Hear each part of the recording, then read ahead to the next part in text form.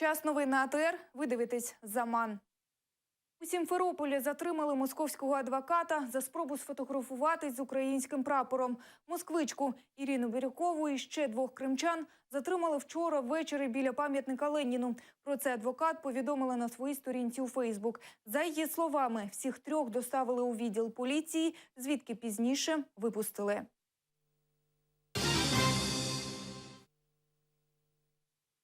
У кримському курортному селищі Миколаївка 93% пляжів знаходиться в аварійному стані. За даними російської адміністрації Миколаївки, лише 400 метрів з 5,5 кілометрів пляжної зони безпечні для відпочинку. Берегова лінія в центральній частині пляжу зруйнована. По всій протяжності берега відсутні укріплювальні споруди, через що постійно відбуваються зсуви і обвали. Також центральний спуск на пляж знаходиться в аварійному стані. Доступ до моря перекритий залізною огорожею з діркою посередині.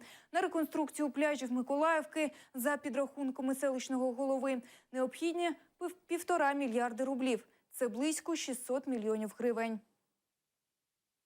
Якісне та дешеве російське пальне в Криму – це міф, стверджують експерти. Як повідомляють Кримреалії, наразі на півострові бензин, дизель та газ дорожчі, ніж у всіх регіонах Росії. Проте більше нарікань на якість палива. Російська адміністрація Криму визнає, наразі якість бензину залишає бажати кращого. Зараз планують провести комплексну перевірку якості палива. В Крыму сейчас все приезжают, говорят, что в Крыму сейчас самое дорогое место в России, чуть ли не дороже, чем в Москве. Это мы знаем точно. Пока моста не будет, ничего не будет. Будет мост, будет нормально. А сейчас очень дорогая переправа, поэтому у нас идет такая большая цена на все. Проблема была всегда. Разводили, размешивали. 95-й выдавали, 92-й выдавали за 95-й. И что? Поднять ответственность, в общем-то, этих наших трейдеров. Потому что они, как говорят, спекулируя вот на этих самых логистике и так далее, подняли, кажется, наверняка вообще цену, которая, в общем, завышена. Сьогодні в Київському районному суді Сімферополя відбувся суд над 33-річним мешканцем села Урожайне Алі Асановим. Йому закидають участь у масових заворушеннях 26 лютого минулого року під час проукраїнського мітинга під стінами Кримського парламенту. Він знаходиться під вартою вже 4 місяці. Затримали Асанова 15 квітня цього року. Сьогодні суд не виніс остаточного вироку по його справі, тільки продовжив утримання під вартою ще на 2 місяці. Алі Асанов – батько 4 дітей. Старшому 5 років, молодшому – тільки 2 місяці. Його сім'я, що залишилася без єдиного годувальника, наразі знаходиться в тяжкому становищі. 4 детей, все несовершеннолетние. Я не знаю, еще впереди-то зима, у нас печное отопление. Это все, я не знаю, как это будет дальше.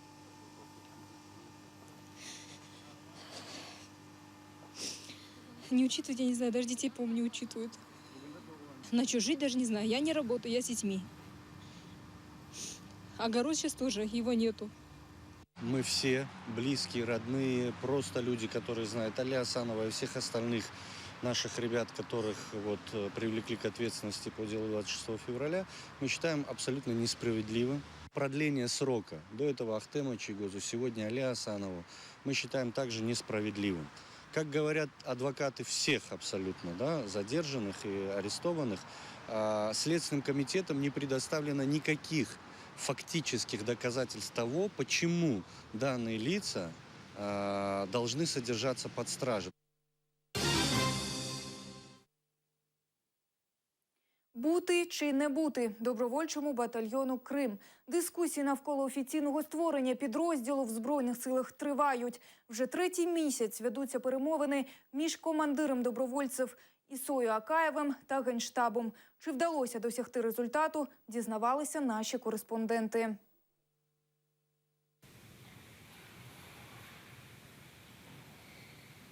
Розмови про легалізацію створеного рік тому добровольчого батальйону «Крим» почалися ще навесні, після того, як майже всі добровольчі підрозділи увійшли до складу МВС чи Міністерства оборони.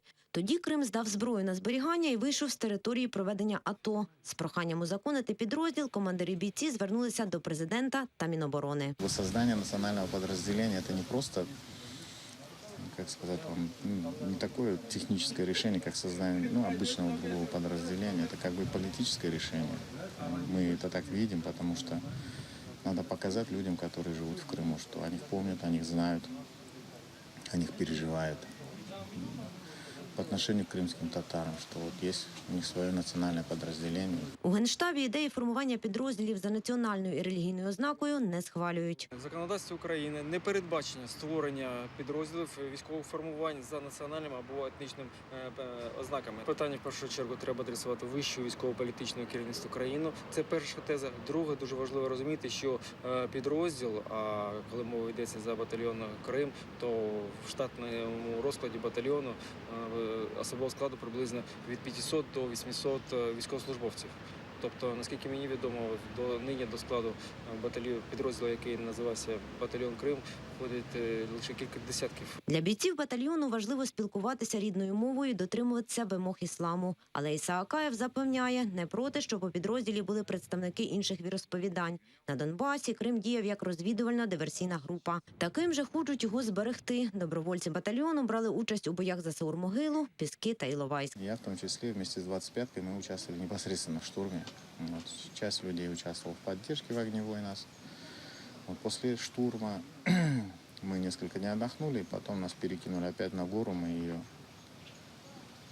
защищали уже, удерживали ее там какое-то время. Поки у Генштабі думають, комбат займається мобілізацією. Розповідає, у Херсонській області вже знайшов чимало бажаючих вступити в батальйон. Нашли понимание, поддержку.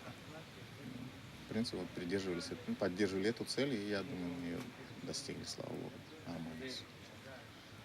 Остается теперь только команда от власти, что они все готовы.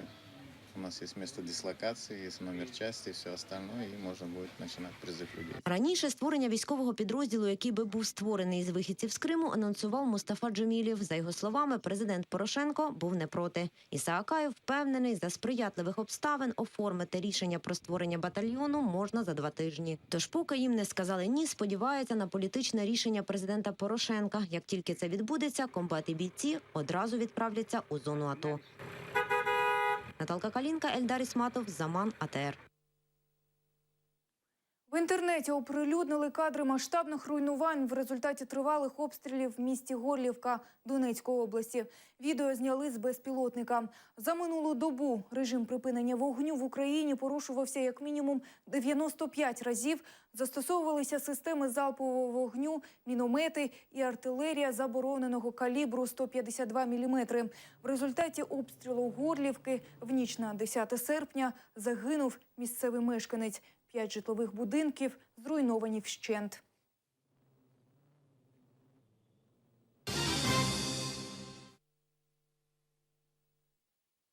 Сьогодні виповнилося 15 років з моменту загибелі підводного російського човна «Курськ». 12 серпня 2000 року під час навчань у Баренцевому морі затонув К-141 «Курськ», російський атомний підводний ракетоносний крейсер. На його борту було 118 людей, всі вони загинули. Згідно з офіційною версією, причиною загибелі судна став вибух торпеди на борту в ході підготовки до умовної торпедної атаки.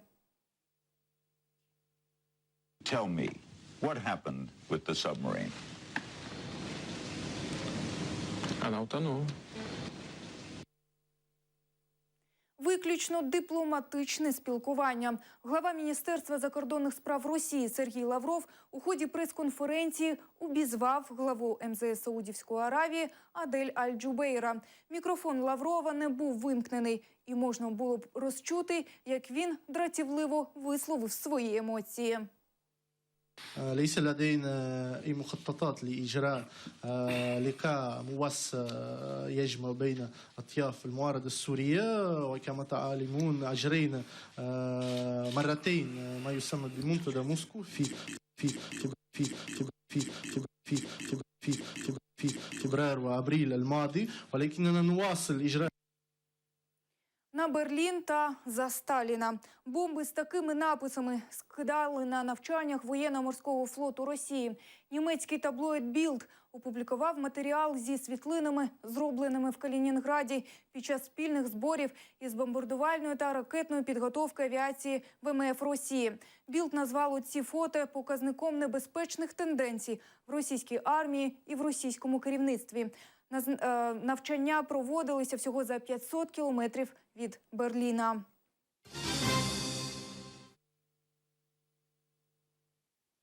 Південна Осетія знову пересунула кордон. У ніч на вівторок в Карельському районі Грузії лінія розмежування між Грузією та невизнаною республікою Південна Осетія була пересунута осетинською стороною на 800 метрів у бік Грузії. Частина земель мешканців села Тамарешині опинилася на території невизнаної республіки. МЗС Грузії засудили установку прикордонних знаків на території Південної Осетії. Як зазначили у відомстві, цитата, «Демаркація – це провокаційний акт з боку Москви, який створює загрозу безпеці і стабільності і грубо порушує фундаментальні права місцевого населення». Первый баннер был точно на границе, а сейчас вот перенесли примерно на 700 метров. И теперь наши участки оказались на их территории. У Росії м'ясо знищуватимуть хлором, щоб росіяни його не розтягували. Директор калінінградського підприємства, де знищили 4,5 тонни санкційного сала, повідомив, м'ясо утилізували за допомогою хлору, щоб росіяни не приходили розбирати заборонені Владимиром Путіним продукти. За кілька днів у Росії вже знищили близько 500 тонн санкційних харчів, повідомляє Россельхознадзор.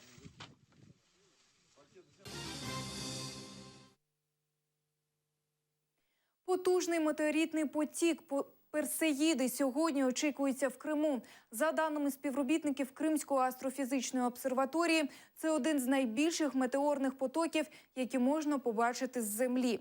Пік потоку перепадає на сьогоднішню ніч. Щоб побачити це дійство, потрібно приблизно о 2-й ночі виїхати з міста, знайти чисте небо і насолоджуватись рідким метеоритним дощем. Спеціальні оптичні прилади для цього не потрібні.